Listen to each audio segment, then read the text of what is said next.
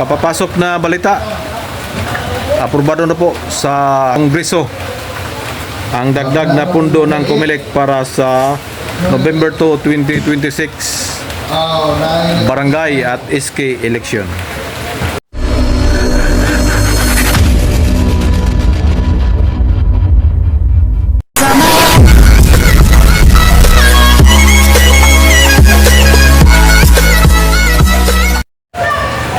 Hello mga kapobre, isang mapagpalang gabi po sa ating lahat.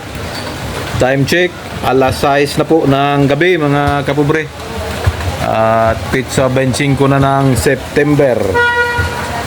Panibagong biyaya, panibagong pag-asa, of course. Panibagong vlog. So dito tayo sa labas ngayon kasi nanood tayo ng basketball mga kapobre. May laro dito sa aming court. So ipakita ko sa inyo mga kapobre kung gaano lang kalayo ang aming court dito. Yan o, dyan lang yung gate namin. Yan o, court na. Kaya pag may laro, madali lang tayong makapanood kasi andyan lang. So balik tayo mga kapobre sa ating pag-uusapan ngayon, ang barangay at SK election. Hanggang ngayon po, hindi pa po nagdesisyon ang Korte Suprema mga kapobre sa petisyon na inihain ni Attorney Makalintal patungkol doon sa Republic Act 12232. At kanina po ay nakita natin ang pahayag ni COMELEC Chairman George Garcia. At sabi niya, aprobado na po sa Kamara ang dagdag na pundo na kanilang hinihingi para sa November 2, 2026 barangay at SK election.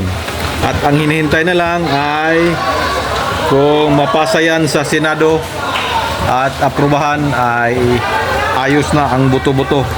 So pinahayag din ni COMELEC Chairman George Garcia na aprobado na yung 2,000 across the board na additional sa mga guro na magsilbing Board of Election Inspector sa darating na barangay at SK election sa November 2, 2026. So indikasyon na ba to mga kapobre na wala na talaga, ikis na talaga ang December 1, 2025 dahil nga nagpasalamat na si COMELEC Chairman sa Kongreso.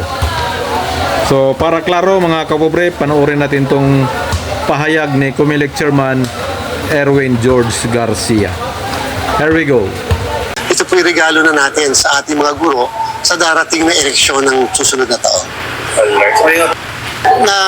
Nabawasan kasi kami ng sobrang laki.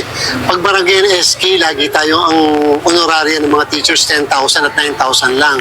Samantalang nung nakaraang national local elections, 12,000 at saka 11,000 yun eh. So ibig sabihin, mawawalan pa sila ng 2,000. Parehas din naman ang effort. So nung pong nagdi-deliberate sa budget ang Kongreso, talaga pong ipinaglaban natin, pinagmakaawa natin na sana maibalik yung natanggal sa atin, lalong-lalo na yung honoraria ng teachers na additional na 2,000 pesos across the board. At natutuwa po tayo, ipapasalamat tayo sa Kongreso, pinagbigyan po nila.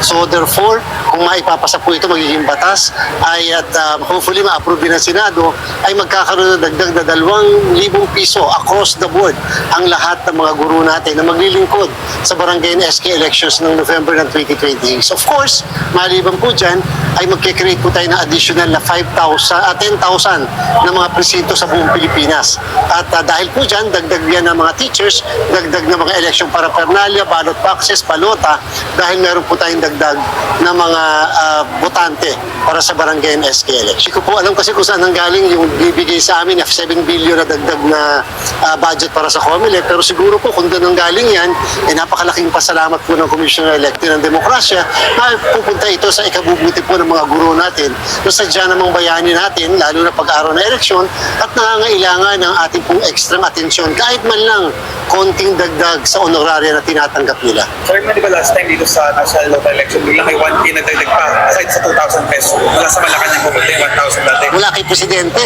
So naging 3,000. So anong malay natin pag naging successful itong barangay SK natin ay yung kabutihan ng Pangulo biglang magbigay muli ng dagdag. Ayaw ko muna sabihin. Pero posible pa rin yun. Posible po rin lahat yan. Basta importante lang po muna may dagdag na 2,000 pesos across the board ang lahat ng mga guro natin sa proposal po ng House of Representatives. Sa susunod naman po na magde-defend kami ng budget sa Senado, amin po muling uulitin yan. Na sana kung ano po yung naidagdag po ng House na ibalik sa amin, sana po ma-retain at huwag na pong mawala naman para po ito po yung regalo na natin sa ating mga guro sa darating na eleksyon ng susunod na taon. So yan po, klarong-klaro po ang pahayag ni Comelec Chairman George Garcia. Pinasalamatan niya ang Kamara sa pag-aproba sa kanilang budget. At pag naipasa na daw yan sa Senado, ay tapos na. So kayo na lang ang pumusga mga kapobre kung may saysay pa ba ang December 1, 2025 barangay at SK election. Sa bagay naman, wala pang desisyon ang Korte Suprema, pero mukhang ang pinaghahandaan ng Comelec ay ang November 2, 2026. So hanggang dito na lang. Magandang gabi sa inyong lahat mga kapobre. Bye-bye and God bless. Ingat po kasi po may bagyo po. Dito sa amin ay signal number 1 na po. Bagyong Opong.